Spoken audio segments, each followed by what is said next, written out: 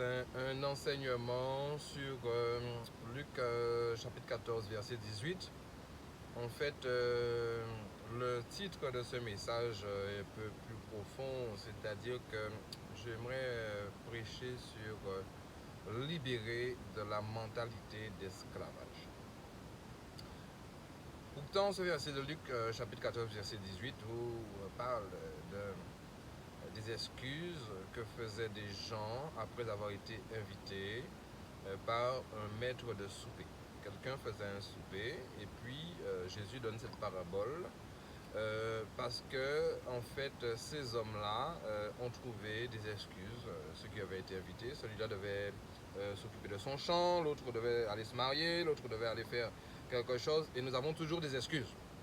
Jésus a repris ça en disant que voilà, effectivement, ceux qui s'excusent, c'est pas, on a toujours trouvé une excuse pour faire autre chose que la volonté de Dieu. Et on rate des bénédictions. Le souper est une bénédiction de Dieu. On a préféré des choses du monde et des activités qui, soi-disant, sont importantes, mais pourtant ne sont pas celles que Dieu nous a demandées en premier. Donc, pourquoi je parle de libérer de la mentalité d'esclavage? Parce que nous en avons besoin.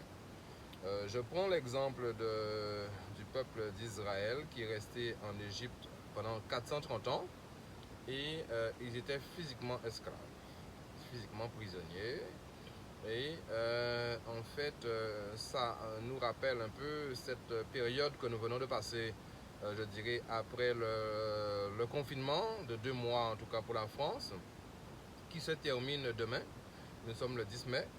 Et le problème qui se pose, c'est qu'il y a des gens qui font circuler des informations depuis quelque temps que je veux contrecarrer dans notre pensée. On dit ne sortez pas entre le 10 et le 14 parce que nous sommes réclamés pour être sacrifiés lors du nouvel ordre mondial, parce que le pacte du nouvel ordre mondial sera signé le 14 mai par le pape. Première chose, ces gens-là sont un petit peu mal informés, puisque en fait le pape lui-même a demandé à ce que cette date soit repoussée vers le 18 octobre, tout simplement parce que les conditions de préparation, etc., ne pouvaient pas être réunies avec les conditions du monde, avec le coronavirus. Donc sachez que le pape n'est pas au-dessus de Dieu, et non plus les autorités, personne n'est au-dessus de Dieu, en première chose. Et la peur non plus, voilà. La crainte non plus n'est pas au-dessus de Dieu. Et le problème, c'est qu'on véhicule la peur, la crainte, et pour fermer les gens dans une situation prolongée de confinement. Le confinement est terminé, c'est terminé. Ok? On a beaucoup attendu, enfin en tout cas j'espère, et c'est l'occasion de se libérer. Et là, voilà, nous voyons dans Luc chapitre 14, verset 18, que Jésus prend cet exemple en disant qu'il fait des invitations pour quelque chose. Cette invitation, un petit peu une parabole pour parler du ciel, d'aller où Dieu nous appelle à venir dans l'évangile, et aussi à être enfant de Dieu, mais aussi à aller avec lui un jour au paradis. Donc c'est une invitation générale que Dieu fait, que Jésus fait aux hommes pour profiter de son monde, ce monde des chrétiens, ce monde des enfants de Dieu. Et nous ratons bien souvent des bénédictions parce que nous avons une mentalité d'esclavage. J'aimerais revenir donc sur l'histoire du peuple d'Israël qui est resté 430 ans, comme je l'ai dit, en esclavage. Et puis après, Dieu les a libérés à travers Moïse. On arrive à Canaan peu de temps après, et puis d'un seul coup, on analyse, on veut voir si c'est vrai ce que Dieu avait dit, si cette terre est bonne, si. Et puis à ce moment-là, ils envoient des espions, 12 espions en Canaan, et là, ils reviennent avec un diagnostic de calamité, de catastrophe et négatif, en disant qu'il y a des géants dans ce pays de Canaan. Donc ce pays de Canaan que Dieu avait dit, ce pays de Canaan que Dieu avait dit n'est pas si paradisiaque que ça. Au contraire, c'est un pays de problèmes. Alors que Dieu a donné une parole de bénédiction, ces hommes l'ont transformé en parole de malédiction. Et 10 d'entre eux, parmi les espions, ont convaincu 2 millions de juifs, car ils étaient 2 millions, entre 600 000 sont sortis d'Égypte, mais avec les enfants, on compte à peu près 2 millions. Eh bien, ils les ont convaincus de rester, comment dirais-je, dans le désert. Et ils sont restés après ça 40 ans dans le désert. 2 personnes, Josué et Caleb, ont refusé ce diagnostic, cette conclusion, cette approche, cette considération négative. Et ils ont cru que Dieu a dit, il vous donne Canaan et les géants seront vaincus, les géants ne seront pas un obstacle. Ces 2 personnes-là sont entrées finalement 40 ans après, mais ils sont entrés quand même à Canaan. Josué est celui qui a fait entrer le peuple d'Israël à Canaan et Caleb était là aussi. Mais le problème qui se pose, c'est que bien souvent, il y a des bénédictions que Dieu nous offre et puis à cause d'un problème, à cause d'un géant, à cause d'une difficulté, nous ratons cette bénédiction et après c'est nous-mêmes qui allons dire oui, Dieu n'est pas bon. Comment ça se fait que les gens qui ont vu en cet instant qu'il va y avoir un sacrifice entre le 10 et le 14, ils n'ont pas vu en janvier, en février et en mars qu'on allait tous être bloqués dans le monde entier, que tout le monde allait être chez eux. C'est l'une des choses les plus importantes de l'histoire de l'humanité. Ça n'est jamais arrivé avant. Ils n'ont pas vu ça, mais de seul coup, les gens se transforment en prophètes et disent oui, attention, je vous dis maintenant, moi j'ai reçu la parole de Dieu. Je ne dis pas qu'ils n'ont pas reçu des songes et tout ça, hein. Je ne remets pas en question leur propre opinion. Moi, ce que je remets en question, c'est ton opinion à toi. Et je dis que ces gens-là, ils n'ont qu'à rester dans le désert, voilà. Mais moi, je veux rentrer à Canaan, voilà. Et toi aussi. Canaan, c'est une occasion encore sur terre de profiter des bonnes choses et de sortir du désert. Les gens sont restés pendant 2 mois chez eux et c'était l'occasion de recevoir la force de Dieu, de recevoir la puissance de Dieu, de recevoir la visitation de Dieu, l'équipement. S'il faut jeûner, tu aurais pu jeûner pendant 2 mois, s'il le faut. Mais non, moi-même, je n'ai même pas jeûné parce qu'on jeûne bien souvent, parce qu'on a des problèmes, des difficultés, souvent qui viennent des gens eux-mêmes. Et là, au contraire, c'était un moment de bénédiction. C'était un moment de victoire, où Dieu parle sans cesse, où on est équipé, on est nourri spirituellement. Et puis là, l'occasion est venue maintenant de jouir à nouveau de la liberté offerte dans une république tout à fait démocrate, où on peut profiter, je dirais, des infrastructures et des logistiques modernes. Et puis non, on dit restez chez vous encore 4 jours. Après ces 4 jours-là, ils peuvent trouver encore quelque chose. Hein. Ils peuvent vous dire oui, les sacrifices ne sont pas terminés, ça va durer encore 1 mois. Ils peuvent raconter des choses. Moi, aujourd'hui, je vous dis, ne croyez pas à tous les reportages. Nous voyons donc que pour Israël, ça a été fatal. Ils sont restés 40 ans parce qu'ils ont refusé la voie de Dieu. Ils ont refusé d'entrer dans Canaan. Ils sont restés 40 ans à errer dans le désert. Ils tournaient autour des montagnes. Et parce qu'il y a un aveuglement qui vient lorsque l'on s'abandonne à la crainte. La crainte est le plus grand des dangers. La plus grande arme de notre ennemi, de notre adversaire, c'est la crainte. Notre adversaire n'est pas un homme. Notre adversaire n'est pas le pape, n'est pas non plus, je dirais, tous ceux que l'on nomme de façon courante maintenant sur les réseaux sociaux. Notre adversaire est spirituel, notre adversaire, c'est le diable.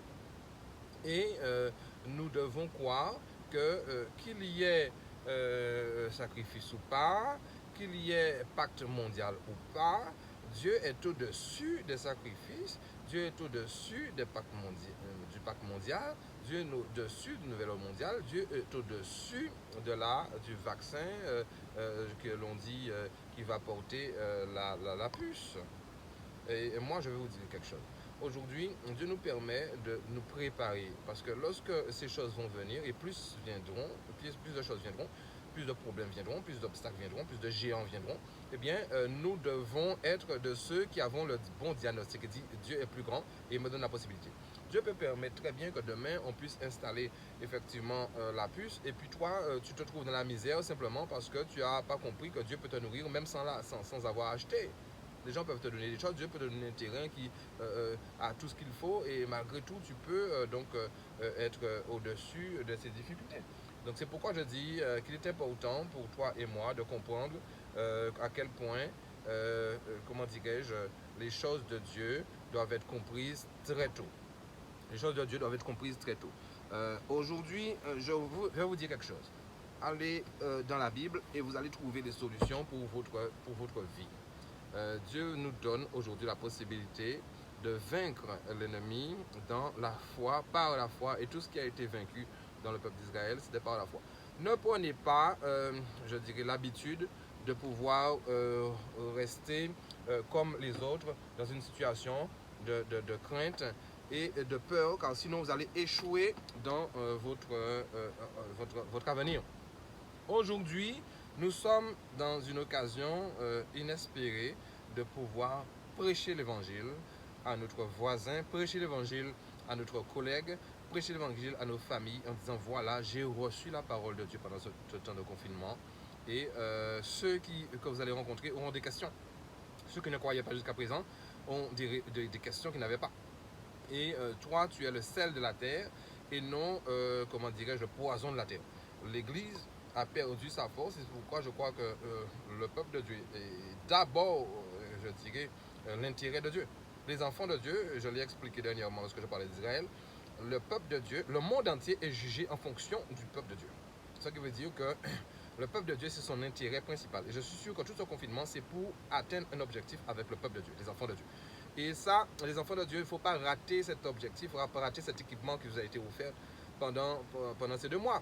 C'était l'occasion, au contraire, de se ressourcer, d'être fort dans la foi pour pouvoir prêcher l'évangile à ceux qui restent. Jésus dit que lorsque tous les gens de la terre auront entendu l'évangile, eh bien, il reviendra. Donc il revient bientôt. Mais il faut qu'ils entendent l'évangile. L'évangile, c'est la bonne nouvelle. Quelquefois, nous sommes des enfants de Dieu, mais nous ne prêchons pas l'évangile. Nous ne prêchons pas la bonne nouvelle. Nous prêchons la mauvaise nouvelle. Ce n'est pas l'évangile. Dieu attend que les églises prêchent l'évangile. L'évangile, c'est la bonne nouvelle, pas des prophéties de malheur. On ne doit pas être des prophètes de malheur. On ne doit pas être des personnes qui voient le mal partout. Et c'est ça le problème de l'Église. Le monde vit avec plus de foi que nous. Le monde vit avec plus de joie que nous. Le monde vit avec plus de puissance que nous. Pourquoi? Parce que nous vivons terrorisés. Les chrétiens on a peur, on a peur, on a peur. Et voilà que l'occasion est donnée de sortir, d'aller prendre, pas maintenant, mais d'aller prendre bientôt un bain de plage, d'aller prendre l'avion, pas maintenant, mais bientôt. Les choses sont en train de s'arranger. Et puis, on commence à inventer, je dirais, des espèces de voiles qui n'ont jamais été dit par Dieu. Comment ça se fait, encore une fois, que les gens qui vous disent rester chez vous entre le 10 et le 14, mais ils ne savaient pas dire que voilà, vous allez rester chez vous pendant 2 mois. Ils étaient où? Maintenant qu'ils ont prié plus, peut-être pendant les 2 mois, ou alors avant ils ne priaient pas. Peut-être avant ils ne priaient pas, je ne sais pas. Donc je ne sais pas. Aujourd'hui, il faut rechercher une stabilité avec le Seigneur. La Bible nous dit que la foi vient de ce que l'on entend. Et ce que l'on entend vient de la parole de Dieu. Ce qui veut dire que si tu n'entends pas la parole de Dieu, tu auras la foi en autre chose. Tu auras d'autres enseignements. Tu auras un enseignement qui vient, des fois l'Église, pardon, les églises, les temples, on ne prêche pas l'Évangile. La Bible nous dit ça en, je crois c'est en Amos chapitre 8, alors qu'il vous dit qu'il viendra un temps où les gens auront soif. Il y aura une famine sur la terre. Pas une famine de pain, pas la soif de pain et d'eau, mais la soif d'entendre la parole de l'Éternel. Ces temps sont arrivés. Ces temps sont arrivés où nous avons besoin d'entendre les paroles de l'Éternel. La parole de l'Éternel, ce n'est pas simplement la lettre écrite, mais la parole que Dieu dit maintenant, au moment où j'en ai besoin, pour sortir d'une situation d'angoisse, de faiblesse, car Dieu a toujours des promesses de bénédiction et de prospérité. Aujourd'hui, on prêche des paroles écrites, mais on ne sait pas prêcher la parole de Dieu. Et c'est pourquoi Jésus n'est pas encore revenu. Parce qu'il dit que lorsque l'évangile sera prêché à tout le monde, on parle dans les églises, on parle même sur Internet, mais on ne parle pas de la parole de Dieu, on parle de sa parole à soi. On fait peur aux gens, on condamne les gens. La sorcellerie, qu'est-ce que la sorcellerie peut te faire? La sorcellerie a toujours été l'arme du diable. Mais Dieu, il a toujours été au-dessus. Il a toujours fait triompher les enfants de Dieu. À travers même la sorcellerie, Dieu ne demande pas de fuir. C'est l'ennemi qui doit fuir. Donc nous devons faire face aux choses, à nos situations, si nous voulons partir avec Jésus dans le ciel. Il va chercher ceux qui ont leur lampe allumée. La lampe allumée, ça veut dire ceux qui ont la foi. Jésus le dit clairement. Il dit, quand je reviendrai sur la terre, trouverai-je la foi? C'est la foi, c'est ce qui est persécuté, c'est ce qui est chassé, c'est ce qui est combattu par l'ennemi. La foi. pour que tu ne puisses pas avoir la foi. Et à ce moment-là, quand tu n'as plus la foi, mais on peut faire ce qu'on veut de toi. Je donne un exemple de temps en temps du chien qui est dans une cour, et puis toi tu arrives dans la cour, c'est un gros chien, le chien te voit, il ne dit rien, il ne fait rien, il n'aboie pas, mais toi tu te mets à courir parce que c'est un gros chien. Le gros chien il va courir derrière toi, c'est normal, puisque tu te mets à courir. Peut-être qu'il veut courir pour jouer, mais toi tu cours parce que tu as peur du chien. Une personne se met devant toi, le maître du chien par exemple, il te dit que ce chien n'en a pas dedans. D'un seul coup tout change, une seule information, tout change. On t'a dit le chien n'a pas dedans. Tu t'arrêtes. C'était le même chien, le même gros chien, peut-être qu'il n'avait pas l'intention de te mordre ou qu'il n'a pas la capacité de te mordre, mais toi tu cours devant, peut-être que tu t'es cassé la jambe parce que tu courais. C'est ça la peur. C'est ça que fait l'ennemi. L'adversaire, la puissance de l'adversaire, la Bible nous dit en Éphésiens que c'est l'air. C'est l'air. Il n'a pas de puissance à part ça. Mais toi et moi, nous devons comprendre que Jésus nous a donné une vraie puissance. Voici, je vous ai donné le pouvoir, en Luc chapitre 10, verset 19, de marcher sur les scorpions, sur l'aspic et sur toute la puissance de l'ennemi, et rien ne pourra vous nuire. Non, puisque rien ne peut nous nuire, alors moi, en tant qu'enfant de Dieu, j'en ai marre, je vais inventer des choses pour que ça puisse nous nuire. C'est ça. Alors on devient prophète de malheur, on devient des gens qui prêchent, on veut se faire voir. Je ne sais pas ce que les gens cherchent, hein. Mais je suis désolé, je n'avais pas l'intention de prêcher ce matin, je voulais simplement remettre des vidéos que j'avais mises avant. Et là, j'ai pensé ce matin, quand je me suis levé, à quelque chose. D'ailleurs, il y a une soeur qui m'a appelé de Métropole, de France, et qui me parlait de cette affaire-là, en me disant, oui, on doit rester chez soi entre le 10 et le 14. Elle me disait même que j'y crois pas. Je me dis, mais non, mais il faut pas y croire. Je veux dire, c'est le mensonge. Je suis désolé. Et puis, ceux qui ont dit ça et qui m'entendent, je vous demande de m'excuser si je vous choque. Mais réfléchissez à ce que Jésus est. Jésus n'est pas un prophète comme les hommes. Jésus, c'est le prophète, c'est l'autre Dieu. Dieu n'est pas un Dieu comme les autres, c'est le Dieu le plus élevé. Vivre dans une vie de crainte permanente, ça nous empêche aussi de vivre dans la prospérité. Il y a beaucoup de bénédictions que Dieu nous a déjà données. On n'en profite pas à cause de la crainte, à cause des géants. On voit des géants partout. David est devenu roi, est devenu le plus grand prophète, le roi David dans la Bible. Il est devenu l'homme de Dieu, l'un des hommes de Dieu le plus célèbre parce qu'il a affronté le géant. Il a affronté le géant dans les champs où une armée d'hommes terrifiés était devant lui. Il est venu sans armes. Il a affronté le géant parce qu'il savait que ce géant n'avait pas le plus de force que Dieu. Il avait déjà affronté le lion et l'ours dans les bois qui voulaient attaquer son petit troupeau. Et Dieu doit te former petit à petit pour que toi, tu ne sois pas quelqu'un qui soit tout le temps terrifié par tout, parce que sinon, après ça, tu ne vas jamais rien réussir dans ta vie, et rien ne va réussir, et tu vas encore remettre Dieu en question, dire Dieu n'a pas répondu. Ce n'est pas Dieu qui ne répond pas, c'est nous qui sommes terrifiés. Et David a remporté la victoire. Il voulait simplement tuer le géant, parce que le géant avait dit quelque chose contre Dieu. Il avait dit non, notre Dieu est capable de nous délivrer. Et d'un seul coup, il a tué ce géant. On lui dit, oui, mais vous allez être maintenant le roi. Vous allez être maintenant le gendre du roi. Vous allez être riche, vous allez être béni. Et effectivement, beaucoup de bénédictions viennent lorsqu'on affronte la peur. Donc moi, mon message aujourd'hui, c'est de dire aux gens, arrêtez de croire tout le temps les mensonges que l'on vous annonce partout, là, sur les réseaux sociaux, en croyant que nous sommes des petits. Dieu vous dit dans l'Apocalypse que vous êtes un prince. Vous êtes des princes, des rois, un sacerdoce royal, une nation sainte, un peuple élu. Et puis non, on met tout ça à côté, on piétine ça parce que nous ne prêchons pas l'évangile. Je répète que l'évangile, c'est la bonne nouvelle. Donc, soyons libérés de la mentalité d'esclavage. C'est là mon message aujourd'hui. Libérés de la mentalité d'esclavage. Cette mentalité d'esclavage, ça empêche les gens de rentrer à Canaan. On est libre physiquement, mais la mentalité d'esclavage. C'est comme lorsque tu as accepté Jésus dans ton cœur, tu es devenu enfant de Dieu, mais tu as une mentalité du monde. Il faut être libéré de cette mentalité. Il faut avoir une mentalité de chrétien, une mentalité de conquérant, de gagnant, qui se dit, voilà, mais je suis malade, oui, mais je vais guérir, je prie pour être guéri. Je n'ai pas de travail, oui, je ne vais pas me lamenter, tomber dans la dépression. Je vais prier jusqu'à ce que je puisse avoir ce travail, manger. Dieu nous a dit, voilà, l'Éternel est mon berger, je ne manquerai de rien. Et puis voilà, la parole de Dieu me sert de support. Il y a une mentalité qui accompagne la prospérité. Je le redis encore, la prospérité, ce n'est pas l'argent, la prospérité, c'est réussir à enlever tous les obstacles devant soi. C'est ça la définition de la prospérité. Réussir à enlever tous les obstacles. Alors, la prospérité n'empêche pas les obstacles.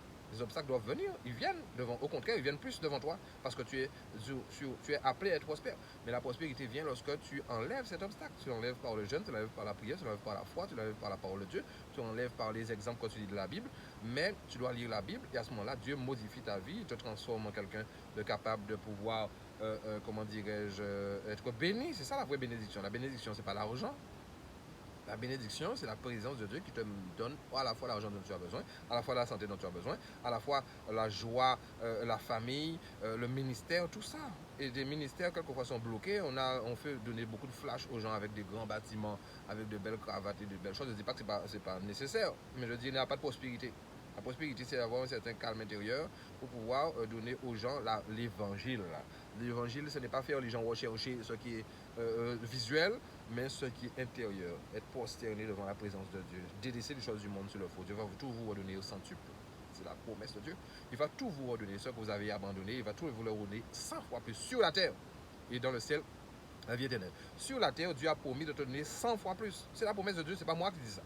Mais on veut tout de suite ne pas passer par l'abandon parce qu'il vous dit d'abord vous devez laisser frère, maman, papa, peut-être travail, beaucoup de choses pour suivre Dieu.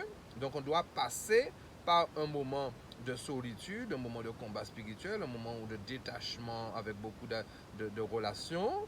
Et ensuite qu'on est attaché seulement à Dieu, Dieu nous donne 100 fois plus. C'est la loi de Dieu. Mais nous ne prêchons pas la bonne nouvelle, nous prêchons la mauvaise nouvelle, voilà. La mauvaise nouvelle, c'est-à-dire la destruction. C'est vrai que les gens même, les enfants de Dieu, les hommes, je crois, ont cette nature de rechercher toujours les mauvaises nouvelles. Ça attire toujours. Ah oui, il y a un accident par là, tiens, je vais aller voir. Il y a eu un incendie par là, je vais aller voir. Ah, il y a eu telle personne, ils se sont divorcés, allez, je vais aller voir. Ah, il y a telle personne, ah oui, on l'a mis dehors de son travail, ça l'intéresse. Ça intéresse plus les gens, les mauvaises nouvelles. Donc on s'attache à ça et au lieu de prêcher les bonnes nouvelles, on prêche les mauvaises nouvelles. Alors c'est là que je dis, arrêtons de croire aux mauvaises nouvelles. S'il y en a qui ne peuvent pas s'arrêter de prêcher des mauvaises nouvelles, mais nous arrêtons de croire aux mauvaises nouvelles. Cherchons ce que Dieu nous a dit, profitons de cette bénédiction qui nous permet de sortir de 2 mois de confinement et profitons, alliançons ce que nous avons reçu du Seigneur, car il faut aussi recevoir du Seigneur. Si pendant le temps de 2 mois, les gens sont restés un petit peu le nez en l'air à ne jamais chercher Dieu. C'est normal que lorsqu'on va de Dieu sortir, tu as peur. Et quand tu as peur, eh bien, tu t'inventes un rêve, tu t'inventes un songe, tu t'inventes une parole de Dieu. Comme quoi il ne faut pas sortir, on va faire des sacrifices. Des sacrifices de quoi? Les sacrifices ont toujours été faits. Il y a des sacrifices autour de toi, il y a des sacrifices dans ton voisinage, il y a des sacrifices dans ta famille même, il y a des sacrifices partout, tout le temps. Les gens qui font les routes, des fois, il y a des gens qui veulent un poste élevé dans le monde. Ils font des sacrifices. Ils font des sacrifices avec qui? Avec ceux qui ne sont pas attachés. On ne peut pas faire des sacrifices avec toi si tu es attaché à Jésus. Le sang de Jésus va faire blocage. La Bible nous dit qu'il a dépouillé les dominations et les autorités, il les a livrées publiquement en spectacle. Voilà ce que Jésus a fait. Il les a dépouillées, les dominations, les autorités. Il les a livrées publiquement en spectacle, en triomphant d'elles par la croix.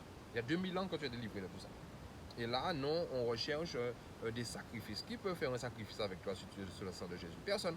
On ne peut pas faire de sacrifice avec toi.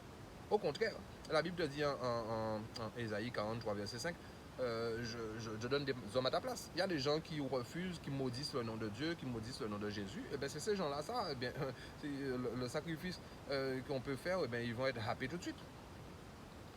Hein?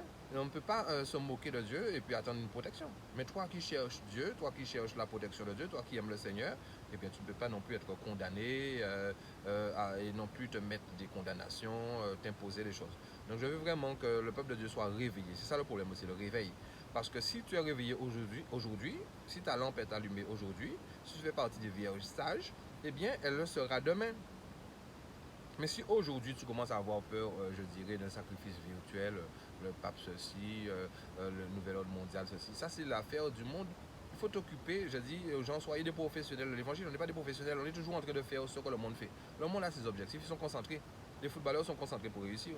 Mbappé depuis tout petit, son père a certainement mis dans un club, l'a entraîné et puis devenu professionnel. Ils ne mangent pas n'importe quoi, ils font pas n'importe quoi. Hein? Les professionnels de la politique ne font pas, ils sont professionnels, c'est de ça qu'ils s'occupent, les professionnels des scientifiques, les ingénieurs scientifiques, ils s'occupent de leurs affaires. Nous, les chrétiens, s'occupent des affaires des autres. Vous devez vous occuper de votre histoire. Qu'est-ce qui s'est passé avant dans votre génération? C'est écrit dans la Bible. Qu'est-ce que Dieu a fait dans des situations compliquées? C'est écrit dans la Bible. Qu'est-ce que Dieu donne dans une situation d'adversité? C'est écrit dans la Bible. Qu'est-ce que Dieu propose comme joie, comme possibilité? C'est écrit dans la Bible. Nous ne sommes pas des professionnels. Et à ce moment-là, eh bien, par exemple, tu es resté, comme je le dis, le nez en l'air à regarder toutes sortes de choses pendant 2 mois, et d'un seul coup, le coronavirus, le confinement, ça s'arrête. Alors, ne sortez pas parce que toi-même tu as peur. C'est tout. C'est toi qui as peur. Et tu me mets la peur sur les autres. Donc, celui qui est resté au pied de Dieu, qui a l'habitude de chercher Dieu, de mettre Dieu en avant, il ne peut pas avoir peur. Il ne peut pas avoir peur. C'est pas toi que le sacrifice va toucher. Le sacrifice va toucher au contraire ceux qui ont peur. Hein? Tu peux être chez toi, comme je l'ai dit, et pourtant être touché par le sacrifice. Les maisons, ils disent aux gens de ne pas sortir. Ne pas sortir. Tu crois que ta maison va arrêter le sacrifice? Tu peux tomber sur quelque chose, tu peux avoir un problème d'électricité, mourir, un problème cardiaque. Tu es réclamé. Le sang est réclamé par les esprits. Le mur, la maison, là, ça n'arrête pas les esprits. Donc, c'est pas quand tu vas rester chez toi du 10 au 14 que tu seras protégé. C'est le sang de Jésus qui te protège. Ton alliance. Il y a une alliance. Je le répète, une alliance qu'il faut faire avec Dieu. Qu'il vente, qu'il pleuve. C'est comme si tu as acheté un parapluie. À ce moment-là, quand il pleut, tu le sors. Mais tu ne vas pas sortir parce qu'il pleut. Tu ne vas pas rester chez toi, du moins, parce qu'il pleut. Simplement, tu as un parapluie, tu t'en sers. Eh bien, c'est comme ça.